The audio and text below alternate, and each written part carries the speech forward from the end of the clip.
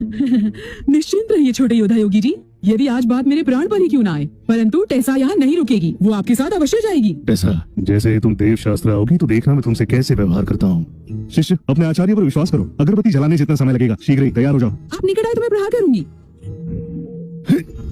हाँ, ये दुस्साहस। आध्यात्मिक ऊर्जा की प्रभा का अनुभव करो, इस क्रिया के अर्थ को समझो। मृष वचन, इसका अर्थ ये है? ये सहज प्रक्रिया है। क्या ऐसा संभव होगा कि आचार्य जी के पास जो पंख झाड़ू है वो इस गुरुकुल का अमूल्य कोष है?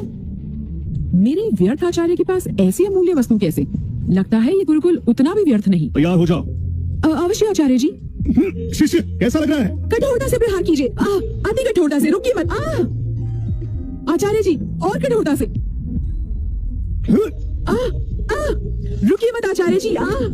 आचार्य जी, ये क्या हो रहा है? केविन, मैं तुम्हारे प्राण हर लूंगा। अरे शिष्य कैलेब, तुम यहाँ क्या कर रहे हो? केविन, तुम एक आचार्य होकर मेरी प्रिय युवती पर दुष्ट दृष्टि डाल दो, आज नहीं बचोगे। ऐसा करने का दुस्साहस क्यों? तुम क्यों मुझे मजबूर कर रहे हो? मृत्युदंड। रुकिए केलेब जी, यदि आपने ऐसा दुस्साहस किया तो मैं टेसा आपसे अंतिम सांस तक युद्ध करूंगी। टेसा तुम्हारा आचार्य एक शैतान है, असुर है, वो धिक्कार है इस व्यक्ति पर, बहुत बुरा व्यक्ति है ये। माँ, आप आचार्य जी को बुरा भला क्यों कह रही हो? उन्होंने कुछ नहीं किया। क्या कुछ नहीं किया? हाँ, हमने बाहर से देखा और सुना, तुमने मेरी पुत्री के साथ दुष्कर्म किया, हमने सब देखा। माँ, क्या कह रही हो? आचार्य जी पंख झाड़ू से मुझे महामार्ग दिखा रहे थे, आपने क्या सोचा? और मैं ऐसा हूँ, ऐसी वैसी युवती नहीं। और माँ सुनो, आचार्य जी की शक्ति मुझसे कम है, वो इस जीवन में मेरे स्तर तक नहीं पहुँच सकते। मेरे होने वाले पति को मुझसे अधिक शक्तिशाली होना होगा, अन्यथा वो मेरा दिल नहीं जीत सकता। तो मैं आचार्य जी को क्यों तुम चाहूंगी? लोगों ने सच में कुछ दुष्कर्म नहीं किया?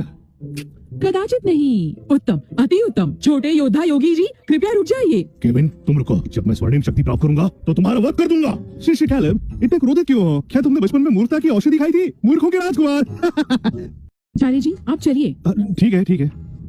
टेसा, मेरी बात पर ध्यान दो। तुम्हारे आचार्य भले ही सुंदर हो, पर वो बिल्कुल तुम्हारे योग्य नहीं। क्या तुम्हें इतनी समझ नहीं? माँ, मेरे आचार्य जैसे भी हो, वो मेरे आचार्य हैं, उनका सम्मान कीजिए। सम्मान? कदाचित नहीं।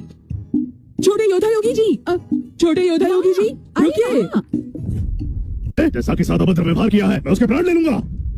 टेसा, आप रूप की रानी है। आप भली भांति मोहक स्वर निकालती है, परंतु आपस बाहर से वैरागिनी है और अंदर से एक दुष्ट चित्त। क्या हुआ भ्राताश्री, क्या हुआ? तुम बताओ। केविन केवल एक निठल्ला आचार्य है जो सर में मुझसे बहुत नीचे है। मैं देवशास्त्र का ज्येष्ठ भ्राता हूँ और मेरा भविष्य उज्ज्वल है। मैं उस निकम्मे से तो अधिक निकम्मा नहीं हो सकता ना।